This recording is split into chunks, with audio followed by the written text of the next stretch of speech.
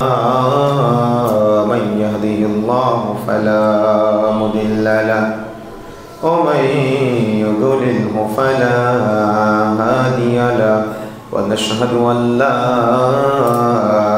إله إلا الله وحده لا شريك له وأشهد أن محمدا عبده ورسوله الذي أرسله بالحق بشيرا ونذيرا وداعيا إلى الله بإذنه وسراجا منيرا أما بعد فقد قال الله تعالى وتبارك في كلامه المجيد بعد أعوذ بالله من الشيطان الرجيم يا أيها الذين آمنوا قوا أنفسكم وأهليكم نارا إلى آخر الآية. وقال النبي الأمين رسول الله صلى الله عليه وسلم لا تزال طائفة من أمتي ظاهرين على الحق لا يضرهم من خذلهم حتى يأتي أمر الله وهم كذلك. قال رسول الله صلى الله عليه وسلم الحياء لا يأتي إلا بخير إلى آخر الحديث. الحمد لله যাবতীয় প্রশংসা যাবতীয় গুণগান একমাত্র কেবলমাত্র আল্লাহ সুবহানাহু ওয়া তাআলার দরবারে, যে আল্লাহ রাব্বুল আলামিনের অশেষ মেহেরবানিতে আমরা জুমআ মসজিদে আজানের পূর্বে উপস্থিত হওয়ার সুযোগ এবং তৌফিক পেয়েছি, যে আল্লাহ রাব্বুল আলামিন আমাদের কবুল করেছেন। সেই মহান রবের দরবারে আমরা হৃদয়ের গভীরতম প্রদেশ থেকে অন্তরের অন্তরস্থল থেকে শুকরিয়া আদায় করে সকলে বলে আলহামদুলিল্লাহ। দুরূদ ও সালাম বর্ষিত হোক আখিরি জামানার মানবতার মুক্তির দূত, মানবতার মুক্তির দিশারি, যার আদর্শকে বাস্তবায়নের জন্যই আজকে আমাদের এই সামান্য ক্ষুদ্র প্রচেষ্টা। নবীর প্রতি দুরূদ বর্ষিত হোক, সকলে বলি সাল্লাল্লাহু আলাইহি ওয়াসাল্লাম। উপস্থিতি আজকে সংক্ষিপ্ত সময় আলোচনার বিষয় ইসলামী শরীয়তের ব্যবসার নীতিমালা। যেহেতু আমরা সবাই উপার্জনের সাথে জড়িত, আমরা চাই আমাদের উপার্জন যেন হারাম না হয়ে যায়, আমরা চাই আমাদের ইনকাম সোর্স যেন হালাল হয়। অনেক সময় আমরা সোর্স হালাল করতে গিয়েও হারামে পরিণত হয়ে যায়। এজন্য আমাদের প্রত্যেকের এ ব্যাপারে জ্ঞান লাভ করা দরকার যে আমি যে পন্থায় ইনকাম করতেছি বা উপার্জন করতেছি, আমার উপার্জনটা হালাল হচ্ছে কিনা। আর উপার্জন যদি হালাল না হয় তাহলে তো আমার ইবাদত কবুলযোগ্য হবে না। আমি ওই উপার্জন খেয়ে যে ইবাদত বান্দিগি করব, সেই ইবাদত তো রবের দরবারে পৌঁছাবে না। এজন্য আমরা শাবান মাসের মধ্যে বর্তমানে অবস্থান করছি। এই শাবান মাস থেকে আমাকে আপনাকে প্রতিজ্ঞাবদ্ধ হতে হবে, প্ল্যান করতে হবে যে আমরা কিভাবে আমাদের ব্যবসাকে বা আমাদের উপার্জনকে আমরা হালাল করব। কথা কি বুঝতে পেরেছেন?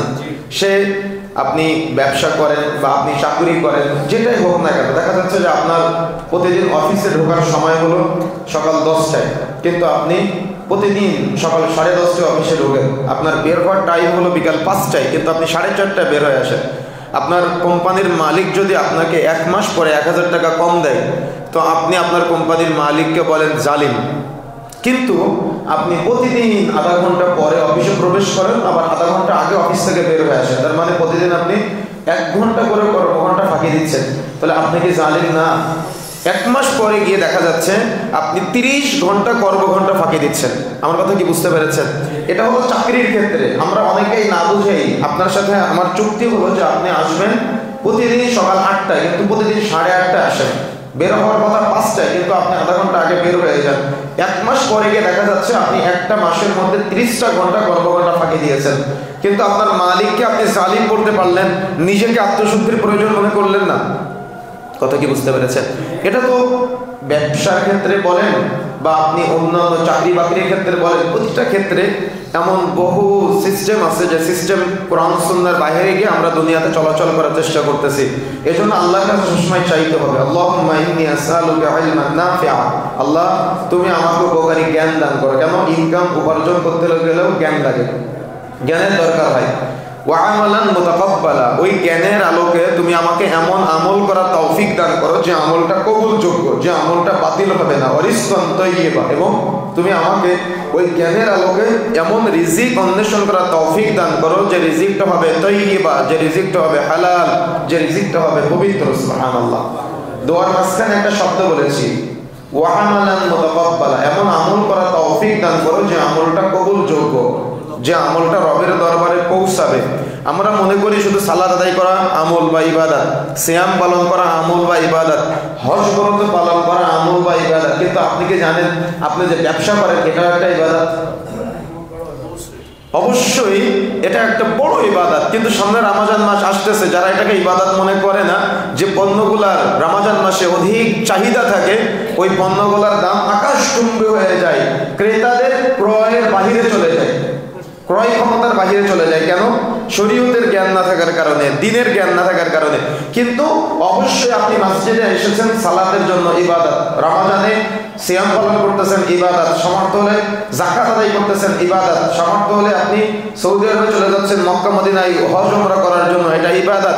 সেম একইভাবে মনে রাখার চেষ্টা করতে হবে, আপনি সকাল থেকে সন্ধ্যা পর্যন্ত আপনার ব্যবসা প্রতিষ্ঠান, আপনার চাকরি জীবন বা আপনার উপার্জনের সিস্টেমটা আপনি ইবাদতে পরিণত করতে পারেন। সুবহানাল্লাহ। এই জন্য ইসলামে ব্যবসা মৌলিকভাবে 4টা নীতিমালা আছে। 1, বাজারের সাথে সংশ্লিষ্ট নীতিমালা। 2, বিক্রেতার সাথে সংশ্লিষ্ট নীতিমালা। 3, ক্রেতার সাথে সংশ্লিষ্ট নীতিমালা। এবং 4, ক্রেতা এবং বিক্রেতার সাথে সংশ্লিষ্ট নীতিমালা। এবং তবে কিছু কিছু বইয়ের মধ্যে আরো বিস্তারিত আলোচনা এসেছে, যিনি কোম্পানির ডিরেক্টর তার সাথে সংশ্লিষ্ট আলোচনা এবং যারা কর্মচারী আছে তাদের সাথে সংশ্লিষ্ট আলোচনা।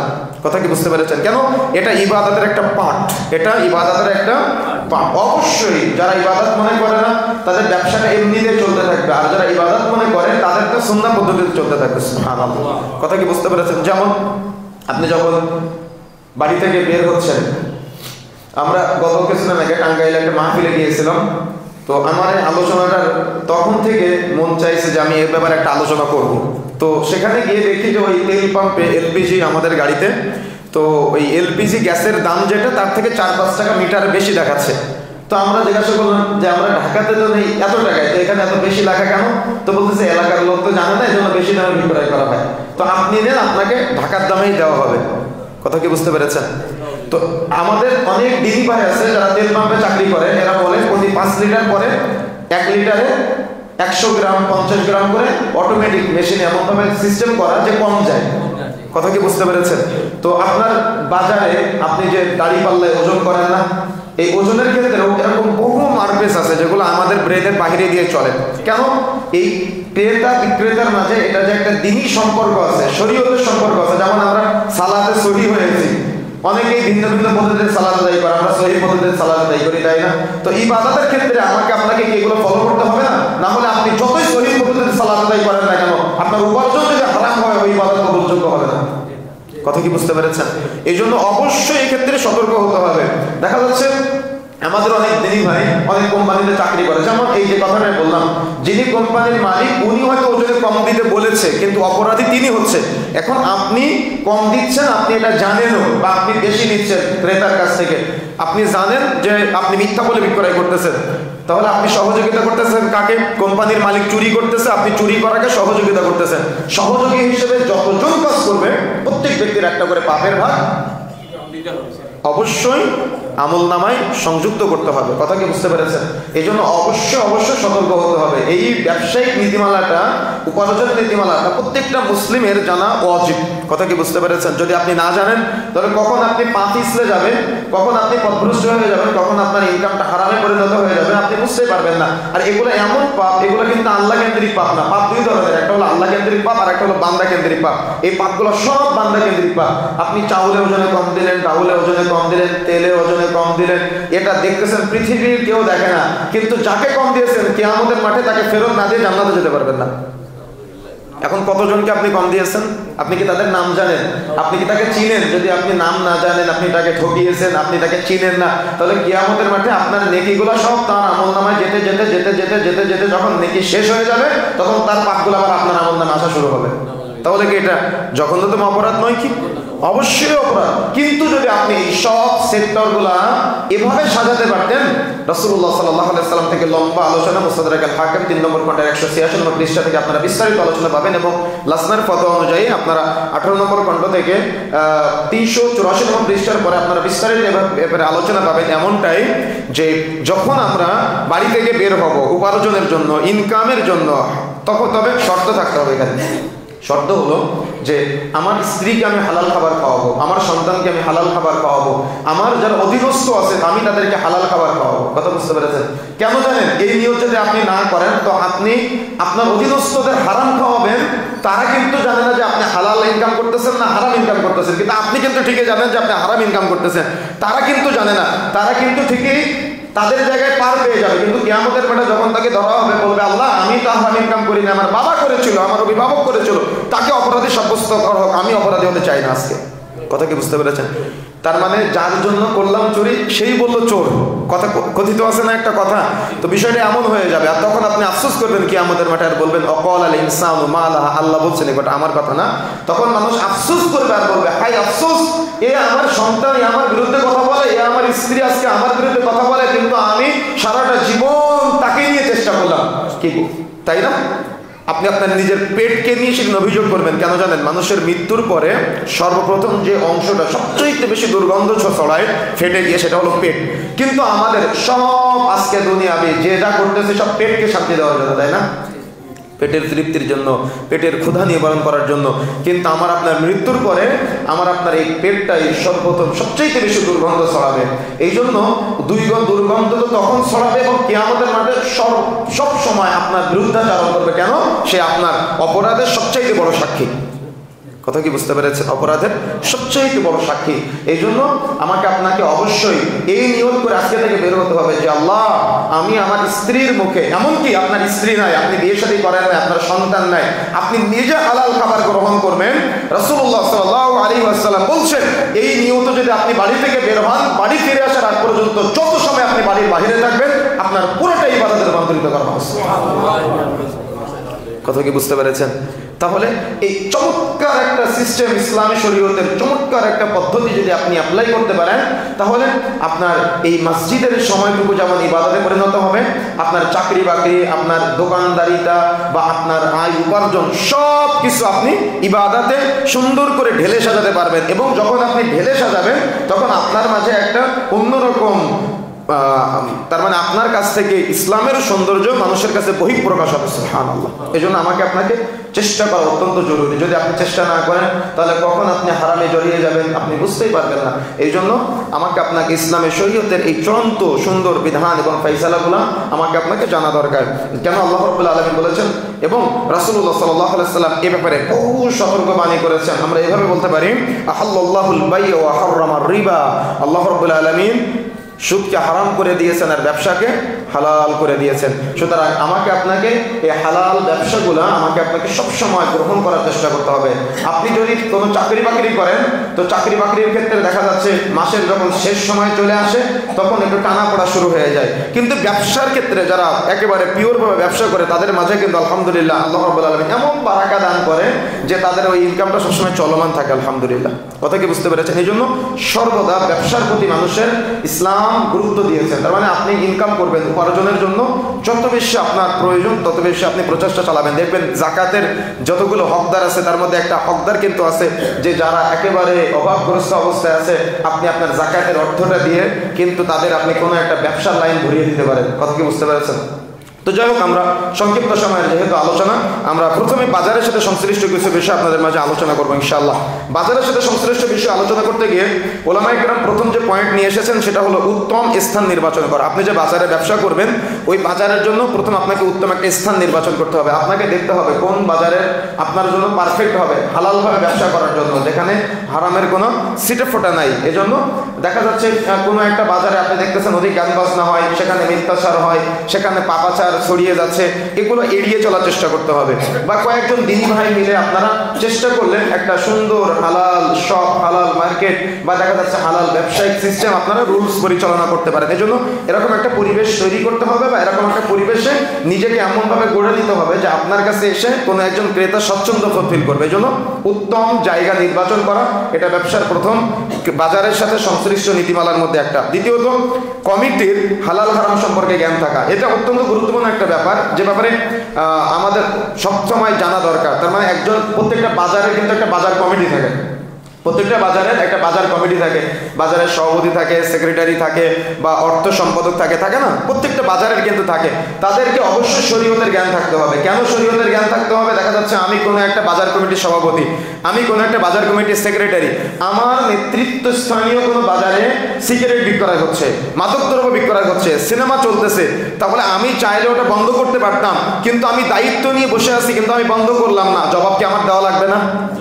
কথা কি বুঝতে পেরেছেন? এই জন্য যারা দায়িত্বশীল হবে, দায়িত্ব কিন্তু অনেক কঠিন জিনিস, দায়িত্ব কিন্তু অনেক কঠিন জিনিস। আপনার দায়িত্ব সম্পর্কে কিয়ামতের মাঠে আপনাকে জিজ্ঞাসা করা হবে, জবাব দেওয়া হবে।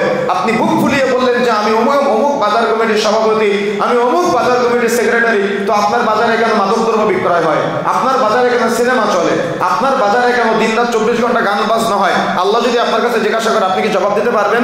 এই জন্য হয় দায়িত্ব থেকে পদত্যাগ করতে হবে, না হলে অবশ্যই অবশ্যই শরীয়তের জ্ঞান অর্জন করে সেগুলো বন্ধ করার চেষ্টা করতে হবে। এটা হলো বাজার কমিটির রুলস বা নীতিমালার মধ্যে অন্যতম একটা নীতিমালা থাকবে।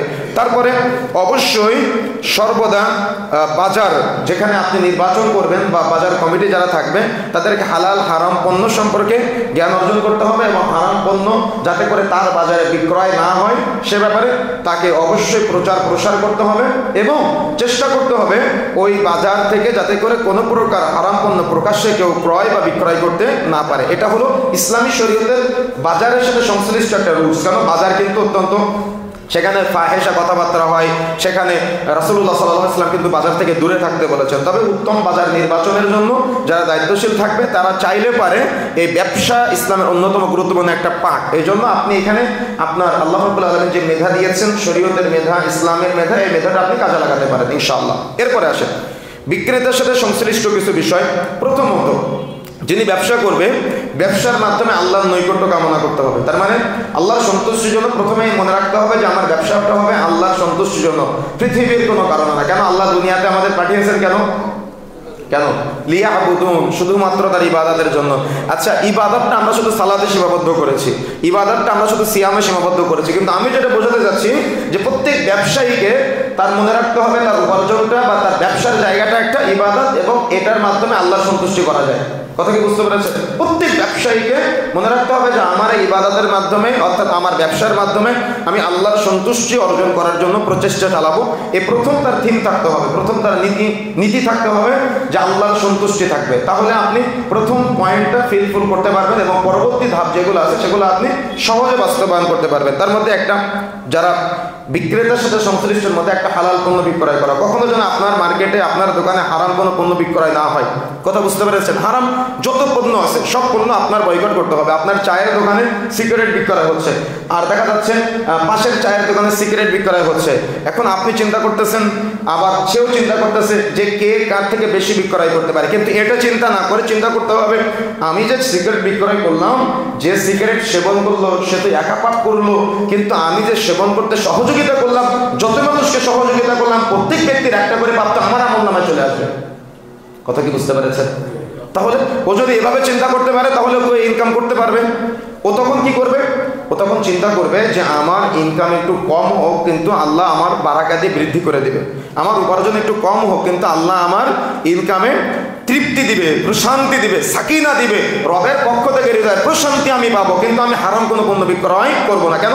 যে হারাম খায় সে একা পাপ করে, কিন্তু আপনি এটা খেতে সহযোগিতা করলেন মানে যত মানুষকে সহযোগিতা করবেন, প্রত্যেক ব্যক্তির একটা করে পাপের ভাগ আপনি সাপ্লাইকারী হিসেবে, প্রচারক হিসেবে আপনার আমলনামায় লিপিবদ্ধ হবে।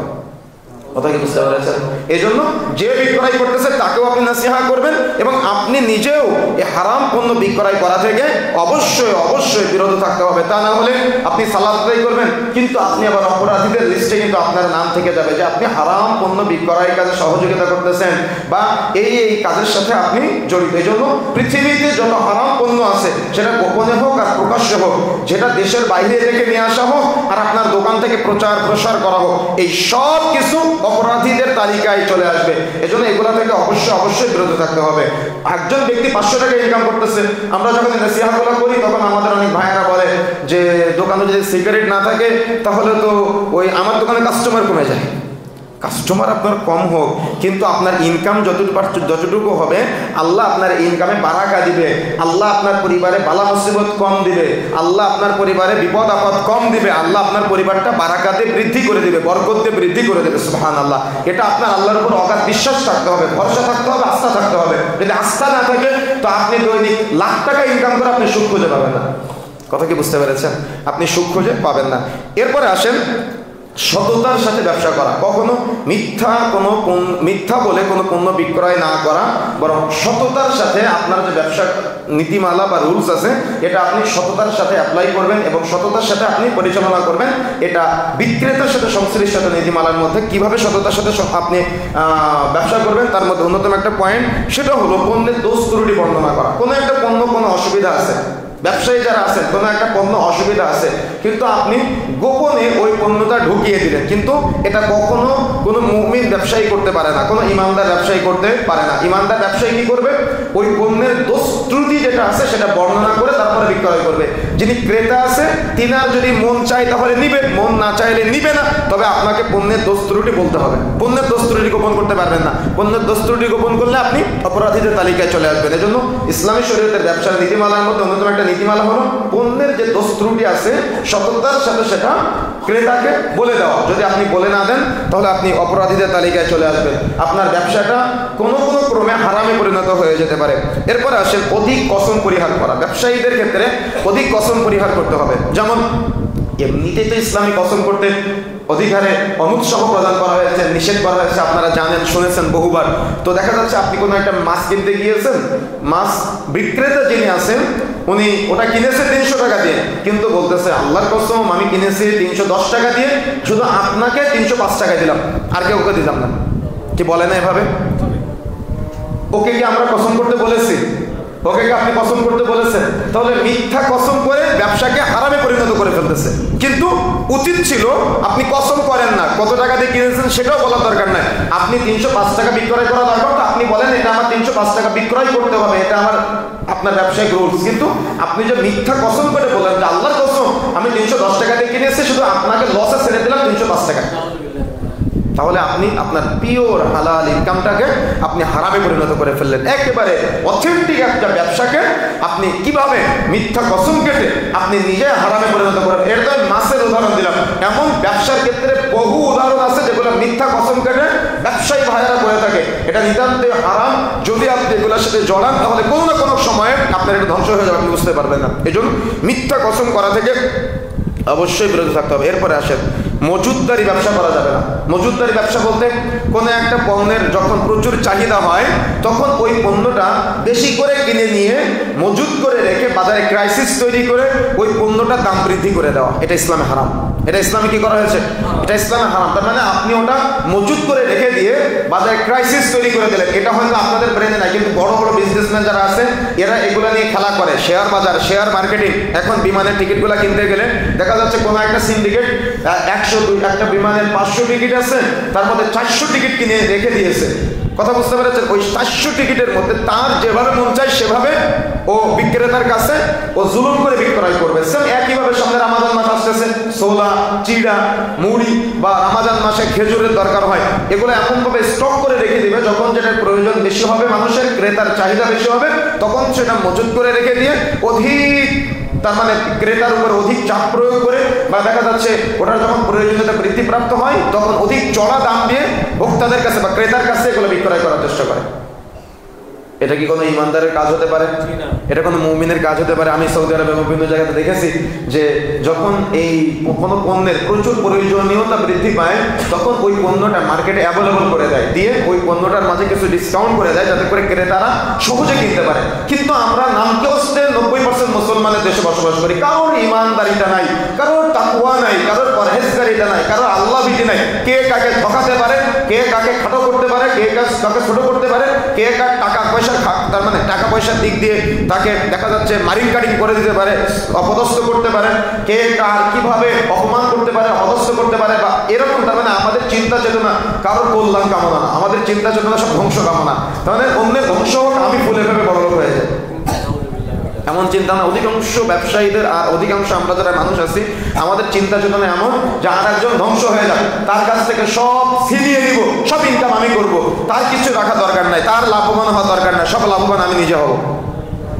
এমনটা হয় না? এমনটার কারণেই আজকে দেখা যাচ্ছে বিভিন্ন পণ্য মজুত করে রেখে বাজারে সেটার ক্রাইসিস তৈরি করে দিয়ে যখন সেটার প্রয়োজনীয়তা বৃদ্ধি পায় তখন চড়া মূল্যে বিক্রয় করা। আমাদের মাঝেও কিন্তু বোকামি আছে। যখন কোনো পণ্য দেখতে পাচ্ছি যে ওটার দাম প্রচুর হারে বেড়ে যাচ্ছে, আমরা মনে করতেছি ওটার দাম তো বাড়তেই থাকবে, সবাই দরকার 1 কেজি 5 কেজি করে কিনে নিয়ে বাড়িতে জমা করে রেখে দিচ্ছি, নিজেরাই বেশি বেশি করে ক্রয় করে বাজারে ক্রাইসিস তৈরি করে দিচ্ছি। কথা কি বুঝতে পেরেছেন? তার মানে আপনি যে এতগুলা করে কিনে দিলেন, তো যারা গরিব মানুষ আছে, যারা অসহায় আছে, যারা কিনতে পারে না, তারা কি করবে পরবর্তীতে? এটা ইমানদারের চিন্তা হওয়া দরকার, এটা পরহেজগারের চিন্তা থাকা দরকার, এটা তাকওয়াশীলের চিন্তা থাকা দরকার। কিন্তু আমাদের মাঝে তো ওই চিন্তা নাই। ও আর একজন মরে যাক, কোনো যায় আসে না, আমি আগে খেয়ে পড়ে বেঁচে থাকি, আমার পেটে শান্তি করে আগে, এমন চিন্তা আমাদের অধিকাংশ মানুষের মাঝে। কিন্তু এটা কোনো প্রকার ইসলামে উচিত না, অনুৎসাহ প্রদান করা হয়েছে। আপনার আরেকজন মুসলিম ভাইকে নিয়ে আপনাকে চিন্তা করা দরকার, আমার আরেকজন মুমিন ভাইকে নিয়ে আমার চিন্তা করা দরকার, আমার প্রতিবেশীকে নিয়ে আমার চিন্তা করা দরকার। যদি আমি চিন্তা না করি আমার প্রতিবেশী ধ্বংস হয়ে যাক, সব লাভবান আমি হই, আমার সমাজের মানুষ ধ্বংস হয়ে যাক, সব লাভবান আমি হই, তাহলে আপনি মুমিন হতে পারবেন না, আপনি ইমানদার হতে পারবেন না, আপনি তাকওয়াশীল হতে পারবেন না। এটা তাকওয়াশীলের আচরণ না, এটা ইমানদারের আচরণ না। এই জন্য সামনে রমজান মাস আসতেছে, যারা ব্যবসা করেন, যে যে পণ্যগুলো বাজারে ক্রাইসিস তৈরি হয়, আপনার ওই পণ্যগুলো সহজলভ্য করে দেওয়ার চেষ্টা করবেন। তাহলে এটা ইমানদারের বৈশিষ্ট্য, এটা তাকওয়াশীলের বৈশিষ্ট্য, এটা পরহেজগারীদের বৈশিষ্ট্য। এটা আপনারা বেশি বেশি ইসলামী শরীয়তের এই বিধানটা, এই পদ্ধতিটা আপনারা ফলো করার চেষ্টা করবেন। এরপরে আসেন হারাম ব্যবসা থেকে বিরত থাকা, যেমন ধোঁকা বা ভেজাল দেওয়া, চাউলে ভেজাল দেওয়া, ডাউলে ভেজাল দেওয়া, উপরে ভালোটা রেখে নিচে তার মানে মন্দটা রেখে মানুষের কাছে ওই ভেজালটা প্রচার করে দেওয়া। বাড়িতে গিয়ে দেখতেছে যে এটা যেটা আমি কিনে নিয়েছি এটা সে জিনিস না, তাহলে কি আপনি ভেজালটা দিলেন না, আপনি ধোঁকা দিলেন না? এজন্য মানুষের সাথে ধোঁকা বা প্রতারণা করা যাবে না কোনো মুমিন। এটা কিন্তু এজন্য আমাদের মুসলিমদের, আমাদের নিজেদের কালচার, নিজেদের আখলাক এতটাই জঘন্য হয়েছে, আমাদের নিজেদের কারণে মানুষ মুসলমানকে ফেক করতে পারে না, বিশ্বাস করতে পারে না। এই জন্য অবশ্যই প্রত্যেক মুসলিমের যে জবান দিবেন, যে কথা দিবেন, কথা দিয়ে কথা রাখতে হবে, কথা যেন পিওর হয়। যদি ত্রুটি থাকে ত্রুটি বলে দিবেন, দোষ থাকলে দোষটা বলে দিবেন, কিন্তু দোষ গোপন করে, ত্রুটি গোপন করে কখনো আপনি ক্রেতাকে ঠকাবেন না। এটা হলো যিনি বিক্রেতা আছে, ইসলামী শরীয়তের নীতিমালা প্রদান করা হয়েছে। এই নীতিমালা যদি আপনি ফলো না করেন, তাহলে আপনার উপার্জনটা হারামে পরিণত হয়ে যাবে। কেন? আপনি মানুষকে ঠকিয়েছেন। এমন বহু জায়গা আছে, আমাদের অনেক দিনী ভাই আছে, আমরা অনেক সময় গিয়ে ঠকে যাই, দিনী ভাইয়ের কাছে ঠকে যায়। দিনী ভাইয়ের কাছে তো ঠকার প্রশ্ন আসে না। দেখা যাচ্ছে এক দিনী ভাই হঠাৎ করে কোনো একটা বাজারে গিয়েছি, তিনি হঠাৎ করে বলতেছে যে আপনাকে তো চিনি, আপনি আমার এখান থেকে নেন। তো যখন দিনী ভাই পরিচয় দেয়, তখন তো তার সাথে আর দরদাম করা যায় না, দরদাম করা যায় না। তো তিনি যেটা বলেছে ওটা দিয়ে নিয়েছি। পরে একটু যাচাই বাছাই করে দেখলাম যে তিনি আমার কাছ থেকে বেশি দাম নিয়ে ফেলেছেন। কথা কি বুঝতে পেরেছেন? তো দিনী ভাইদের মধ্যে যদি অবস্থা হয়, তাহলে অন্যান্য যারা আছে তারা কি করে? এজন্য আমাকে আপনাকে এগুলা প্রচলন ঘটাতে হবে, যাতে করে আমি যে কথাটা বলবো কথা যেন পিওর হয়, কথা যেন অথেন্টিক হয়, কথা যেন কোনো প্রকার গড়মিল না হয়, কথার মাঝে যেন কোনো প্রকার ইমানদারিতার, মুসলিম আমি এই মুসলমানিত্ব বোধটার উপরে বা ইসলামের সম্মানের সাথে কোনো প্রকার যেন খেয়ানত না হয়, কোনো প্রকার যেন দেখা যাচ্ছে ইসলামের সাথে কোনো ইসলাম অর্থাৎ আমি যে মুসলিম নামটার সাথে কোনো প্রকার যেন কলঙ্ক লিপিবদ্ধ না হয়, এটিকে আমাকে খেয়াল রাখতে হবে। এরপরে আসেন মহিলার মাধ্যমে পণ্য ক্রয় আকর্ষণ সৃষ্টি করা। আমাদের একজন ইঞ্জিনিয়ার ভাই আছে, ওনার সাথে সাভারে একটা ব্যাটারি কোম্পানিতে গিয়েছিলাম একবার। তো ওই গিয়ে দেখি যে ওখানে আমি ওনার সাথে গিয়েছি, উনি আমাকে নিয়ে গিয়েছিলেন। তো গিয়ে দেখি ওখানে ওই যে ক্যাশ কাউন্টারের মহিলা, তারপরে পণ্যগুলো যিনি দেখাচ্ছে তিনিও মহিলা, এরকম 4-5 জন মহিলা স্টাফ দিয়ে উনি সাজিয়ে রেখেছেন। তো আমাদের দিনী ভাই ইঞ্জিনিয়ার সাহেব, উনি ওই যিনি দোকানের মালিক আছে ওনাকে জিজ্ঞাসা করতেছে যে আপনি তো মুসলমান, তো এত এই মহিলা কাস্টমার কেন, আপনার তার মানে কর্মচারী কেন আপনার দোকানে, আপনার এই শোরুমে? তো বলতেছে যে মহিলা মানুষ থাকলে ওই যারা ক্রেতা আছে ওরা এসে বেশি দরদাম করতে পারে না, মানে মহিলাদের সাথে অতটা বার্গেনিং করতে চায় না। মহিলা মানুষ দেখলেই তার সাথে তার মানে তাদের একটা দুর্বলতা কাজ করে এবং তারা অত বেশি তাদের সাথে বার্গেনিং করতে চায় না। টেকনিক বুঝেছেন? আপনি একটা মোবাইল কিনতে যাবেন, দেখবেন সেখানে বিক্রয় করতেছে মহিলা, তার মানে গেঞ্জি গায়ে দিয়ে সুন্দরী করে সাজুগুজু করে তারা মোবাইল বিক্রয় করতেছে। কিন্তু স্বামীর ঘরে ভাত রান্না করতে কষ্ট হয়, কিন্তু অন্য জায়গায় রেস্টুরেন্টে গিয়ে তারা দেখা যাচ্ছে ওয়েটার হচ্ছে, কিন্তু এটা তাদের কাছে অনেক সম্মানের, তাদের কাছে নাকি এটা অনেক মর্যাদার। কোনো একটা বড় বড় কোম্পানির গেটের সামনে দাঁড়িয়ে দরজা খুলে নিচ্ছে, শত শত মানুষ দরজায় ঢুকতেছে, দরজা থেকে বের হচ্ছে। কোনো একটা দোকানে সারা দিন রাত 24 ঘন্টা বোরকা বিক্রয় করতেছে, পণ্য বিক্রয় করতেছে, এটা নাকি নারী স্বাধীনতা। এটা নারী স্বাধীনতা? অথচ ইসলাম বলেছে দুনিয়া কুল্লুহা মাতা, গোটা পৃথিবীটা সম্পদ, অখয়রু মাতাঈ দুনিয়া, তার মধ্যে শ্রেষ্ঠ সম্পদ হলো আল মারআতু আস-সালিহা, সতী এবং সাধুর স্ত্রী। কিন্তু মা বোনেরা, ইসলাম তাদের যে বিশাল মর্যাদা দিয়েছে, এই মর্যাদা ছিন্ন করে তারা আজকে দোকানদারি করতে চায়, তারা আজকে ওয়েটার হতে চায়, তারা আজকে পণ্য বিক্রয় করতে চায়, তারা আজকে মানুষের কাছে নিজের চেহারা বিক্রয় করে টাকা ইনকাম করতে চায়। মনে রাখার চেষ্টা করবেন, যারা আজকে এই তার মানে এরকম টেকনিক ফলো করে মহিলাদের মাধ্যমে ক্রেতাকে আকৃষ্ট করে পণ্য বিক্রয় করতেছেন, এটা আপনার জন্য হারাম হয়ে যাবে। আর যে মা বোনেরা আপনাদের চেহারা বিক্রয় করে অন্যকে আকৃষ্ট করতেছেন, কে আমাদের মাঠে জবাব দেওয়া লাগবে। কথা কি বুঝতে পেরেছেন? এজন্য যদি আপনার স্ত্রী এটার সাথে জড়ায়, আপনি কাপুরুষ। আপনার মেয়ে যদি জড়ায়, আপনি কাপুরুষ। আপনার পরিবারের মহিলা সদস্য যদি জড়ায়, আপনি কাপুরুষ। আপনার স্ত্রী কেন দোকানদারি করবে? আপনার স্ত্রী কেন মাঠে কাজ করবে? ইসলাম বলেছে সে হলো গোটা পৃথিবী, শ্রেষ্ঠত্বের মর্যাদা দিয়েছে তাকে। কিন্তু আপনি আজকে তাকে দিয়ে দেখা যাচ্ছে ওই রাস্তায় রাস্তায় দোকানে চা বিক্রয় করাচ্ছেন, বা বিভিন্নভাবে কিন্তু আমাদের মা বোনদেরকে আজকে অপমান করা হয়।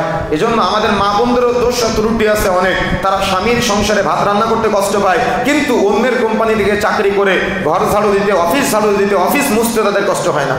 ওটা নাকি নারী স্বাধীনতা। এটা ভুল সিদ্ধান্ত, এটা ভুল চিন্তা। এজন্য ইসলামী শরীয়ত আপনাকে যে রুলস, যে নীতিমালা দিয়েছে, নীতিমালাকে ফলো করবেন। ফলো না করলে দেখেন, এখানে ওলামা ইকরাম বলেছেন মহিলার মাধ্যমে পণ্য ক্রয়, আকর্ষণ সৃষ্টি করে ব্যবসা করা, এটা ইসলামে নিষিদ্ধ।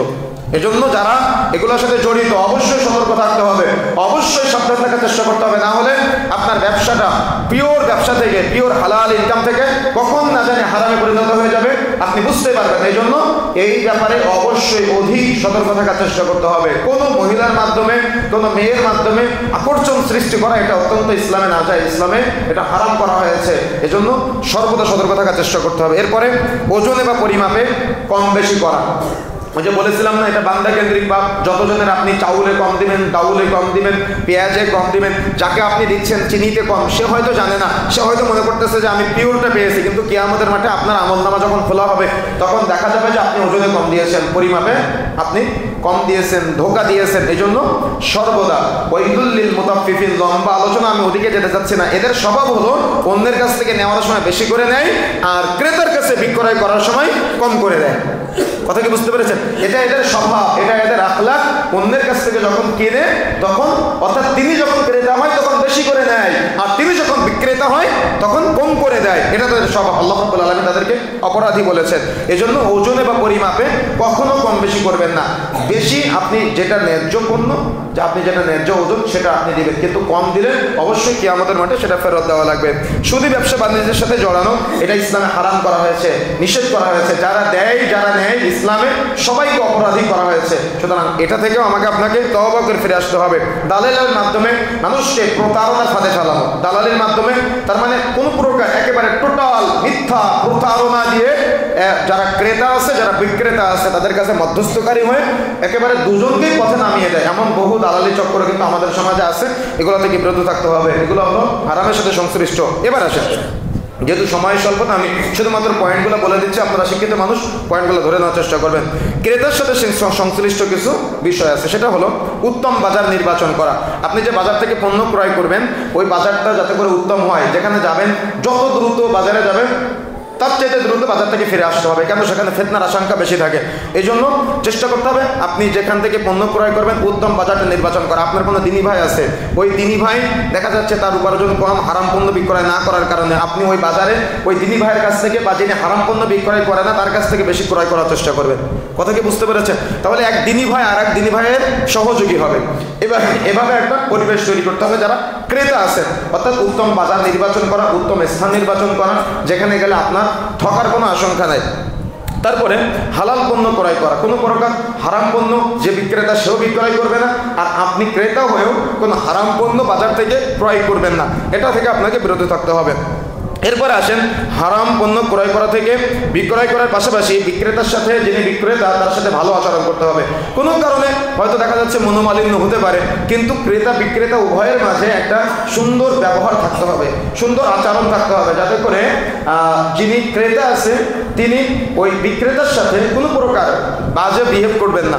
দেখা যাচ্ছে অনেক সময় আমরা অনেক রেস্টুরেন্টে বা বিভিন্ন জায়গাতে গিয়ে অনেক পণ্য যখন ক্রয় করি বা খাওয়া দাওয়া করার চেষ্টা করি, বড় বড় মার্কেট থেকে পণ্য ক্রয় করেন, একটা গেঞ্জির দাম 300 টাকা, কিন্তু সেখান থেকে আপনি 3000 টাকা দিয়ে কিনতে পারেন।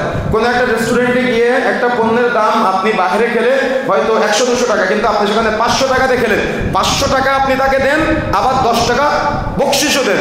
কিন্তু কোনো এক জায়গায় একটা অসহায় ছেলে বা একটা দরিদ্র ছেলে সে একটা কোনো পণ্য বিক্রয় করতেছে, আপনি তার কাছ থেকে নিলেন, তার সাথে দরদাম করতে করতে করতে করতে অবস্থা খারাপ করে দেন, তাকে যদি আপনি কম দিতে পারেন তাহলে আপনি আরো খুশি হন। এই জন্য এই বিষয়গুলো ব্রেনে সবসময় সজাগ রাখতে হবে যে আমি কার মন সন্তুষ্ট করব, আমি কি ওই ব্যক্তির মন সন্তুষ্ট করব নাকি আমি আল্লাহর সন্তুষ্টির জন্য ক্রয় বিক্রয় করব। ক্রয় বিক্রয় উভয়টা কিন্তু ইবাদতের সাথে সংশ্লিষ্ট। এরপরে আসেন হারাম পণ্য বিক্রয় বা ক্রয়ে এটা বিরত থাকার পরপরই বিক্রেতা যদি কোনো হারাম অর্জনের সাথে জড়িত থাকে বা হারাম কোনো কিছু বিক্রয় করে তাহলে উপদেশ দেওয়া যে তোমার এটা হারামে পরিণত হয়েছে। আরেকটা মৌলিক নীতিমালা যেটা ওলামায়ে কেরাম বলেছেন সেটা হলো মহিলা ক্রেতা থেকে বিরত থাকা, বা মহিলা ক্রেতা যদি হয় তাহলে শরীয়তের সীমা বজায় রাখা। ক্রেতারা মহিলা হওয়া থেকে বিরত থাকা, যদিও মহিলা প্রয়োজনে ক্রেতা হয় তবুও শরীয়তের সীমা বজায় রাখা। বুঝেন না মনে হয়? বুঝতে পেরেছেন? তার মানে আপনার বাজার আপনি করে দিবেন, পুরুষ মানুষ আপনি, অথবা আপনার ছেলেকে দিয়ে করাবেন, কিন্তু আপনার স্ত্রী বাজারে যাক এটা ইসলাম বলে নাই। যদি তার নিতান্ত প্রয়োজন হয়, যদি তার প্রচুর জরুরত থাকে, তাহলে ইসলামী শরীয়তের যে রুলস আছে, শরীয়তের সীমা অতিক্রম করা যাবে না। আমি মদিনায় ওই ফাহাদ গেটের পাশে আমাদের দিদিভাইয়ের একটা খেজুরের দোকান আছে, ওখানে বসে আছে আসরে সালাদের পরে। তো আমাদের ওই দিদিভাইয়ের দোকানে একজন মদিনার মহিলা আসছেন, মদিনার একজন মহিলা আসছে খেজুর নেওয়ার জন্য। তো ওনার সাথে ওনার ছেলে আছে, তো ওনার ছেলেকে দিয়ে ওই মহিলা বলাচ্ছে এই খেজুরের নাম কি, ওই খেজুরের নাম কি, এই খেজুরের দাম কত, ওই খেজুরের দাম কত। মহিলা কথা বলতেছে না। তো ওনার একটা খেজুর পছন্দ হয়েছে, উনি এই খেজুরটা ওনার ছেলেকে দিয়ে বলালেন যে এই খেজুরটা কতটুকু দিকে, ওনার ছেলেকে দিয়ে বলালেন এবং দামটাও ওনার ছেলেকে দিয়ে দেওয়ালেন। তার মানে উনি আমাদের দিদিভাই যে বিক্রেতা আছে তার সাথে কোনো কথাই বললেন না। তো আমি তো এমন পরিবেশ দেখি না, আমাদের বাংলাদেশের সাথে এগুলো তার মানে একেবারে টোটাল আকাশ পাতাল পার্থক্য। তো তখন আমি আমাদের দিনী ভাইকে জিজ্ঞাসা করলাম যে ভাই উনি আপনার সাথে কথাই বললো না কেন, আপনি আজনবী বাইরে দিকে এসেছেন সেজন্য কি আপনার সাথে কথা বললো না, না বিষয়টা কিসে কি? তখন উনি বলতেছেন না বিষয়টা এমনটা না, উনি আমার সাথে কথা বলে নাই এই জন্য যে ওনার কণ্ঠের পর্দার বরখেলাপ হবে তাই। কি বুঝলেন? কিছুই বুঝতে পারেন না, কিছুই বুঝতে পারেন না। কেন কিভাবে বুঝবেন? আপনি পুরুষ মানুষ, আপনি দাঁড়িয়ে আছেন, আপনি চুপচাপ দাঁড়িয়ে আছেন, আর আপনার স্ত্রী আর আপনার মেয়ে বাজারে ওই দোকানদারের সাথে ভাইয়া ভাইয়া করতে করতে দরদাম করে, তো আপনি এটা বুঝবেন কিভাবে? আমার কথা বুঝতে পেরেছেন? তাহলে এটা হলো আমাদের ট্র্যাডিশন। তার মানে আপনি পুরুষ, আপনি দাঁড়িয়ে আছেন আর আপনার মেয়ে দোকানদারের সাথে দরদাম করে, আপনার স্ত্রী দোকানদারের সাথে দরদাম করে। আপনার দরদাম করার মতো বা আপনার টাকা পয়সা লেনদেন করার মতো এখনো যোগ্যতা হয় নাই, তো বিয়ে করেছেন কেন আপনি? কথা কি বুঝতে পেরেছেন? তো এই জন্য সতর্ক হওয়ার চেষ্টা করতে হবে। ইসলামী শরীয়ত এখানে রুলস দিয়েছে, নীতিমালা দিয়েছে, একেবারে জরুরি প্রয়োজন ছাড়া কোনো মহিলা বাজারে যাবে না। যদিও বাজারে যাওয়ার দরকার হয় তবু সে শরীয়তের এই সীমা অতিক্রম করবে না, শরীয়তের সীমা বজায় রাখবে যদি জরুরত হয়। কিন্তু যদি জরুরত একেবারে নিতান্তই না থাকে তাহলে অবশ্যই বিরত থাকার চেষ্টা করতে হবে। তা না হলে কিয়ামতের মাঠে আলহামদুলিল্লাহ জবাব দেওয়া লাগবে। কথা কি বুঝতে পেরেছেন? কিয়ামতের মাঠে অবশ্যই জবাব দেওয়া লাগবে। এই জন্য যারা এই অপরাধের সাথে জড়িত, অপরাধীদের তালিকায় যদি নিজেদের নামগুলো চলে আসে, আজকে যে কথাগুলো বলতেছি এগুলো থেকে অবশ্যই ফিরে আসার চেষ্টা করতে হবে। যেমন মহিলা ক্রেতা হবে না, সেম একইভাবে মহিলা বিক্রেতাও হবে না। এই দুটা কিন্তু ইসলামী শরীয়তের একটা ফিতনার অন্যতম একটা কারণ। কথা কি বুঝতে পেরেছেন? ফিতনার যতগুলি কারণ আছে তার মধ্যে অন্যতম একটা কারণ হলো মহিলা ক্রেতা এবং মহিলা বিক্রেতা। এগুলোর মাধ্যমে প্রচুর ফিতনা ছড়ায় সমাজে। আপনি যদি সূক্ষ্ম ব্রেন দিয়ে চিন্তা করেন তাহলে আপনার মাঝে এই ফিতনাগুলো সব দৃষ্টিমান হবে বা সব আপনি দেখতে পাবেন, আপনার মাঝে উজ্জ্বল হয়ে যাবে, পরিষ্কার হয়ে যাবে। এই জন্য অবশ্যই ইসলামী শরীয়ত যে নীতিমালা দিয়েছে আপনি নীতিমালা ফলো করে দেখেন, আপনি প্রশান্তি পাবেন, সাকিনা পাবেন, হৃদয়ে তৃপ্তি পাবেন। এজন্য নীতিমালা ফলো করতে হবে। এরপরে আসেন, সেটা হলো ক্রেতা বিক্রেতা উভয়ের সাথে কিছু সংশ্লিষ্ট নীতিমালা আছে। যেহেতু 5 মিনিট সময় আছে, আমরা শুধু পয়েন্টগুলো বলে দিচ্ছি। বাজারে প্রবেশ করে আল্লাহর জিকির করা, বাজারে প্রবেশের একটা দোয়া আছে, কথা বুঝতে পেরেছেন? আপনারা আমাদের খুতবার শেষে গাড়িতে একটা বই পাবেন, নতুন বই বের হয়েছে, সাকিনা, হৃদয়ের প্রশান্তি, এই বই আমরা দিয়েছি, আপনারা পাবেন। যে বাজারে প্রবেশের যে দোয়াটি আছে, এই দোয়ার অনেক ফজিলত আছে। এই দোয়াটি সবাইকে মুখস্থ করে দিতে হবে এবং বাজারে প্রবেশের সময় আপনারা দোয়াটি পাঠ করবেন, গুনাহ থেকে মুক্ত হবেন, আমল নেকিতে, তার মানে আপনার আমল নামে নেকি বৃদ্ধিপ্রাপ্ত হবে, গুনাহগুলো ঝরে ঝরে পড়ে যাবে। সুবহানাল্লাহ। এই জন্য চেষ্টা করবেন দোয়াটা মুখস্থ করে নেওয়ার জন্য। তারপরে বাজারে ব্যাপক সালামের পরিচালন করা, ক্রেতা বিক্রেতা, ক্রেতা গিয়ে বিক্রেতাকে সালাম প্রদান করবে, কথা কি বুঝতে পেরেছেন? ক্রেতা গিয়ে বিক্রেতাকে সালাম প্রদান করবে। আবার অনেক সময় বিক্রেতার সালামের অপেক্ষা করা এটা উচিত না। আপনি যখন যেখানে প্রবেশ করবেন সেখানে সালাম দিয়ে প্রবেশ করবেন। এই জন্য বাজারে প্রচুর সালামের প্রচলন ঘটাবেন। রাসূলুল্লাহ সাল্লাল্লাহু আলাইহি ওয়াসাল্লামকে জিজ্ঞাসা করেছিল, ইয়া রাসূলুল্লাহ আইয়ু ইসলামি খায়র, ইসলামের কোন কাজটি উত্তম? আল্লাহ রাসূল বলেছিলেন, ক্বালা তুতিউহু তাআম ওয়া তাকরাউ সালামা আলা মান আরাফতা ওয়া মান লাম তা'রিফ। তুমি খাদ্য খাওয়াবে, পরিচিত অপরিচিত সকলকে সালাম প্রদান করবে। পরিচিত মানুষকে আমরা বেশি বেশি সালাম দিই, কিন্তু পরিচিত অপরিচিত সকলকে আপনি সালামের প্রচলন ঘটাবেন, দেখবেন হৃদয় প্রশান্তি বৃদ্ধি পাবে ইনশাআল্লাহ। এরপরে আসেন গন্ডগোল বা উচ্চ বাচ্য পরিহার করা। যত প্রকার উচ্চ বাচ্য কথাবার্তাগুলো আছে, গন্ডগোল এরিয়া আছে, এই জায়গাগুলো পরিহার করার চেষ্টা করবেন। যত বেশি মীমাংসা করে দেওয়া যায় এটা ইমানদারের কাজ। আর যারা ঝামেলা বাঁধায় এটা মুমিনের কাজ না, এটা হলো যারা মুমিন থেকে, ইমানদারিতা থেকে, তাকওয়া থেকে বের হয়ে গিয়েছে, এটা হলো তাদের কাজ। কথাকে বুঝতে পেরেছেন? এই জন্য গন্ডগোল এরিয়া তার মানে থেকে দূরে থাকা, এবং যদি কোনো ব্যক্তি কোনো গন্ডগোলের সাথে জড়ায়, উচ্চ বাচ্চে জড়ায়, তাহলে তাদের মীমাংসা করে দেওয়া, এটা হলো মুমিনের কাজ, এটা হলো তাকওয়াশীলের কাজ। আর ওই যে কি বলে, আগুন লাগলে আগুনে তেল দিয়ে আগুনের তেজ আরো বাড়ানো, বলে না? তো আমাদের সমাজের কিছু মানুষ আছে, এদের বদভ্যাস হলো কোথাও যদি কোনো ঝামেলা বাঁধেন, এরা আরো ওইটাকে বৃদ্ধি করে দেয়। এটা উচিত না, বরং কোথাও যদি আপনি ঝামেলা দেখেন তাহলে ঝামেলাটাকে মেটানোর চেষ্টা করবেন। তারপরে চুক্তির ক্রয় বিক্রয়ে সাক্ষী রাখা, তার মানে আপনি যখন চুক্তির কোনো ক্রয় বিক্রয় করবেন তখন অবশ্যই সাক্ষী ছাড়া কোনো চুক্তির ক্রয় বিক্রয় করবেন না। কোনো চুক্তির ক্রয় বিক্রয়, সেটা আর্থিক লেনদেন হতে পারে, পণ্যের লেনদেন হতে পারে, কথা কি বুঝতে পেরেছেন? এই লেনদেনের ক্ষেত্রে ক্রেতা বিক্রেতা উভয়কে সাক্ষীর ভিত্তিতে এই চুক্তিতে স্বাক্ষর করতে হবে। যদি সাক্ষী না থাকে তাহলে ইসলামী শরীয়ত এটাকে নিষেধ করে দিয়েছে। সাক্ষী নাই, আপনি আর্থিক লেনদেন চুক্তির ভিত্তিতে করবেন না। ক্রয় বিক্রয় চুক্তির ভিত্তিতে আপনি করবেন না। যদি সাক্ষী না থাকে তাহলে আপনি ঠকে যাবেন, হয় ক্রেতা ঠকবে না হয় বিক্রেতা ঠকবে। আর শরীয়তের রুলস মানলে আপনি ঠকবেন না। এরপরে আসেন ওয়াদা পূর্ণ করা, ক্রেতা বিক্রেতা উভয়ে ওয়াদা পূর্ণ করার চেষ্টা করবে।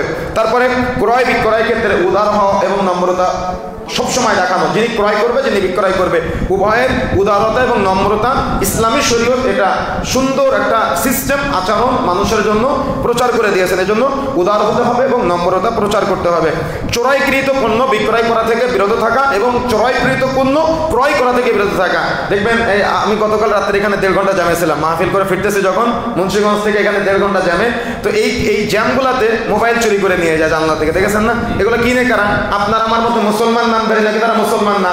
তারা কি মুসলমান না? যারা কিনে আবার যারা বিক্রয় করে, আবার যারা কিনে ওরাও জানে যে চুরি করা পণ্য কিনলাম। এই জন্য চুরি করা কোনো পণ্য ক্রয়ও করা যাবে না, চুরি করা কোনো পণ্য কোনো মুমিন বিক্রয় করতে পারবে না, এটা ইসলামের নিষেধ। তার মানে একজন চুরি করে নিয়ে এসে আপনার কাছে বিক্রয় করলো।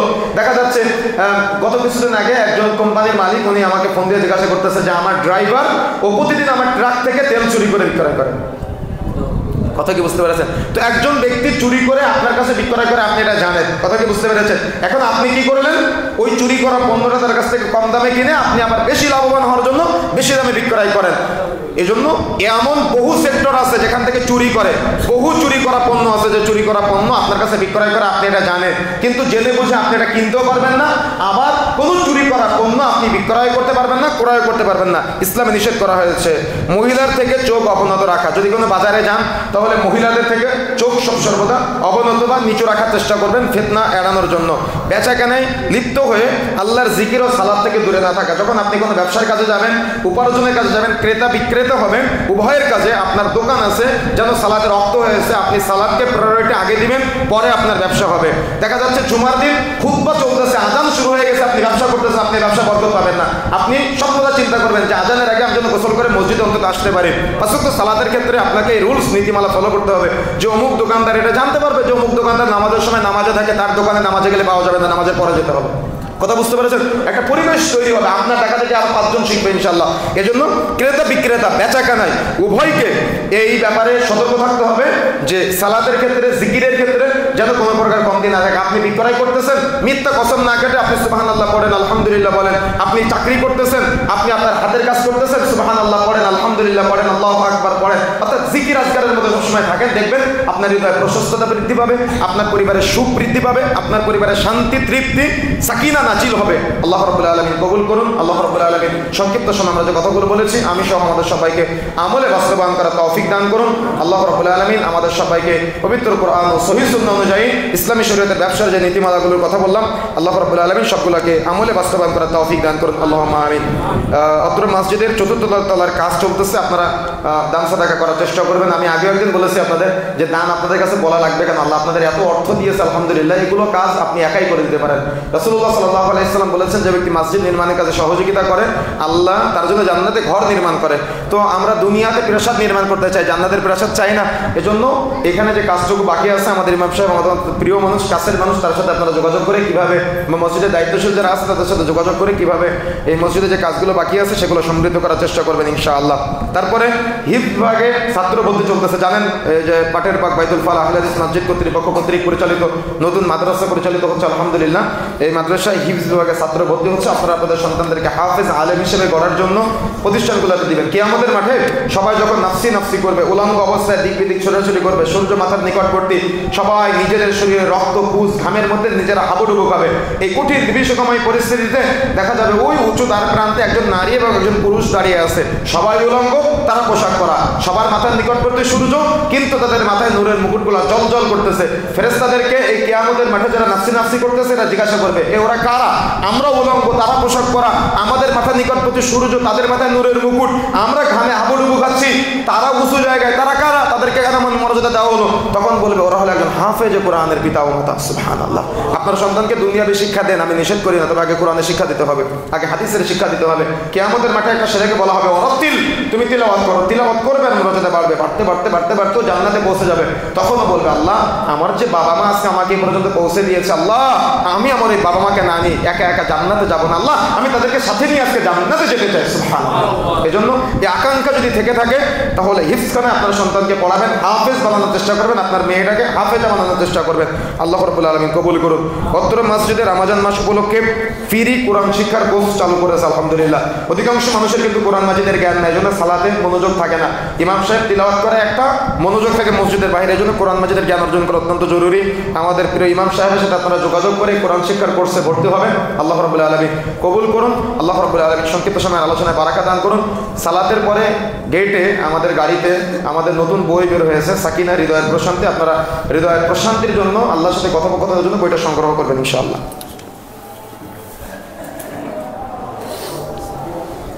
আলহামদুলিল্লাহ আলহামদুলিল্লাহ নাহমাদুহু ওয়া নাস্তাঈনুহু ওয়া নাস্তাগফিরুহু ওয়া নু'মিনু বিহি ওয়া নাতাওয়াক্কালু আলাইহি ওয়া নাউযু বিল্লাহি মিন শুরুরি আনফুসিনা ওয়া মিন সাইয়্যাতি আমালিনা মান ইয়াহদিহিল্লাহু ফালা মুদিল্লা লাহু ওয়া মান ইউদ্লিলহু ফালা হাদিয়া লাহু ওয়া নাশহাদু আন লা ইলাহা ইল্লাল্লাহু ওয়াহদাহু লা শারীকা লাহু ওয়া আশহাদু আন্না মুহাম্মাদান আবদুহু ওয়া রাসূলুহু আল্লাযী আরসালাহু বিল হাক্কি বাশীরান ওয়া নাযীরান ওয়া দাঈয়ান ইলাল্লাহি বিইذনিহি ওয়া সিরাজাম মুনীরা।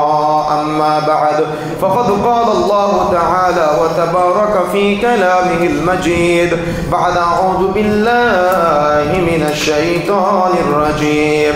ইয়া আইয়ুহাল্লাযীনা আমানু সাল্লু আলাইহি ওয়া সাল্লিমু তাসলিমা। আল্লাহুম্মা সাল্লি আলা মুহাম্মাদ ওয়া আলা আলি মুহাম্মাদ কামা সাল্লাইতা আলা ইব্রাহিম ওয়া আলা আলি ইব্রাহিম ইন্নাকা হামিদুম মাজিদ। আল্লাহুম্মা বারিক আলা মুহাম্মাদ ওয়া আলা আলি মুহাম্মাদ কামা বারাকতা আলা ইব্রাহিম ওয়া আলা আলি ইব্রাহিম ইন্নাকা হামিদুম মাজিদ। রাব্বিরহামহুমা কামা রাব্বায়ানি সাগীরা রাব্বিরহামহুমা কামা ربياني صغيرا رب ارحمهما كما ربياني صغيرا رب ارحمهما كما ربياني صغيرا اللهم اكفني بحلالك عن حرامك وأغنني بفضلك عمن سواك اللهم اكفني بحلالك عن حرامك وأغنني بفضلك عمن سواك اللهم اغفر لنا وللمؤمنين والمؤمنات والمسلمين والمسلمات وألف بين قلوبهم وأصلح ذات بينهم وانصرهم على عدوك وعدوهم اللهم لعن الكفرة الذين يصدون عن سبيلك ويكذبون رسلك ويقاتلون أولياءك اللهم خالف بين كلمتهم وزلزل أقدامهم وانزل بهم بعثك الذي لا ترده عن القوم المجرمين وانزل بهم بعثك الذي لا ترده عن القوم المنافقين وانزل بهم بعثك الذي لا ترده عن القوم الفاسقين وانزل بهم بعثك الذي لا ترده عن القوم الظالمين وانزل بهم بعثك الذي لا ترده عن القوم الكافرين اللهم اغفر لحينا وميتنا وشاهدنا وغائبنا وصغيرنا وكبيرنا وذكرنا وأنثانا اللهم من أحييته منا فأحيه على الإسلام ومن توفيته منا فتوفه على الإيمان اللهم لا تحرمنا أجره ولا تفتنا بعده اللهم اغفر له وثبته اللهم اغفر له وارحمه وعافه وعف عنه وأكرم نزله ووسع مدخله وأغسله بالماء والثلج والبرد ونقه من الخطايا كما نقيت الثوب الأبيض من الدنس وأبدله دارا خيرا من داره وأهلا خيرا من أهله وزوجا خيرا من زوجه وادخله الجنة من عذاب القبر من عذاب النار عباد الله رحمكم الله إن الله يأمر بالعدل والإحسان وإيتاء ذي القربى وينهى عن الفحشاء والمنكر والبغي يعظكم لعلكم تذكرون فاذكروني أذكركم واشكروا لي ولا تكفرون